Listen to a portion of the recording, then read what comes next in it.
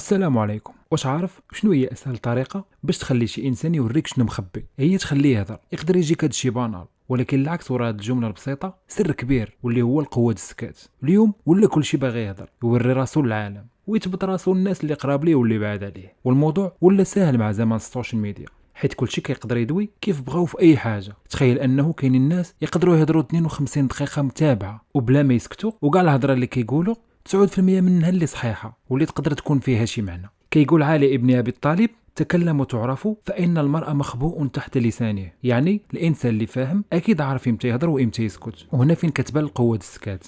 إذا رجعنا للقرن 18 غادي نلقاو واحد المثل على القوة السكوت واللي هو لويس الرابع عشر، ملك الشمس اللي بنى الهيبة والقوة ديالو فقط من السكوت. كان معروف بالله هو شخص ما كيهضرش بزاف، ولكن الأفعال ديالو اللي كتهضر. هكا كانوا كاع الناس اللي دايرين به احباب ولا اعداء كيحسبوا ليه 1000 حساب، وهذا الشيء اللي اكدوا الكاتب الامريكي روبرت جرين في الكتاب ديالو المشهور The 48 Laws of Power في الشابتر 4، واللي العنوان ديالها هو Always say less than necessary، يعني ديما قول اقل من الضروري. هنا كيبين لنا روبرت باللي الا هضرتي كثر غتفضح راسك، اما الا تعلمتي امتى تسكت وتعلمتي تختار الكلمات ديالك مزيان، ان راك وليتي عارف تحكم في القوه والحضور ديالك قدام الناس. اكيد وانت كتسمعني دابا غيطيحوا في بالك بزاف ديال البلانات اللي كان خصك تسكت فيهم وهضرتي، وغيطيحوا في بالك بلانات اخرين بحال فاش كتكون كدوي مع شي حد اكيد كتقاطعوا بعضياتكم، وحتى الا سكت فيكم شي واحد غير باش يقلب على الفرصه فين يقطع الاخر. في نظرك كون اختاريتي تسكت شنو كنتي غادي تربح في ديك اللحظه؟ انا غادي نعطيك شنو كنتي غادي تربح. اول حاجه هي انك غتبني الهيبه وغتفرض على الاخر الاحترام ديالك، حيت السكات قوه. ثاني حاجه انك غادي تقدر تستوعب وتعرف الحقيقه ديال الانسان اللي قدامك،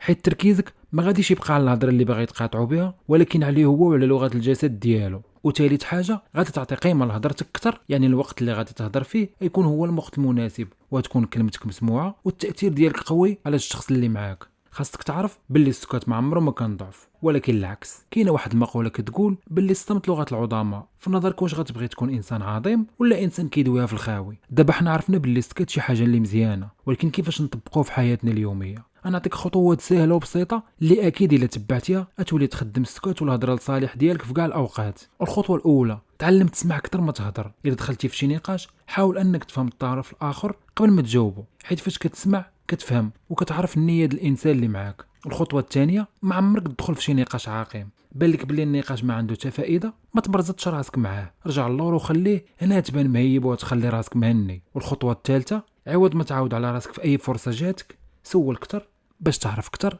على الانسان اللي انت معاه. والخطوه الرابعه: تعلم تسكت في المواقف اللي كتكون محرجه. مثلا تعلم تسكت في الوقت فاش تكون معصب، تعلم تسكت فاش شي حد يكون كيشكي عليك، تعلم تسكت الا ما كنتيش عارف الحاجه وما عندكش باش تفيد الناس الاخرين، وتعلم تسكت الا حتى واحد ما طلب الراي ديالك. والخطوه الخامسه: تعامل مع السكوت بحال شي سلاح ديالك، سلاح معنوي اللي غيخليك تكبر في عين الناس ويحترموك ويديروا بحسابك. وما عمرك تفكر بالله الا سكتي راه غتبان انسان خايف ولا ضعيف. بالعكس، السكوت اولا كيبينك انسان ثقيل وخاطر كيف كنقولوا، وكيخلي هضرتك عندها قيمه اكثر في كاع المواقف. شكرا على متابعه الفيديو. كان معكم انرجي، وكيف ديما انا هنا باش نرفع من الانرجي الزوينه ديالكم ونحيد الانرجي الخايبه.